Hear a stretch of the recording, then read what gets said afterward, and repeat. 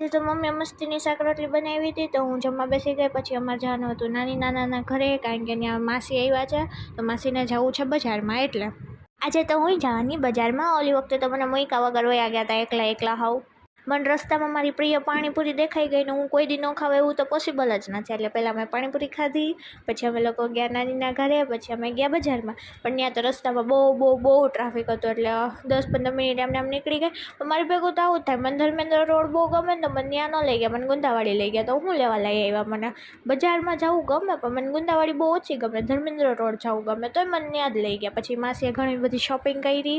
પછી ઘરે આવ્યા ને તો મમ્મીએ તો મસ્તીની પાઉંભાજી બનાવીને રાખી હતી. એવી મસ્ત સુગંધ આવતી હતી ને એવું થતું હતું કે હવે જલ્દી જમી લઈ.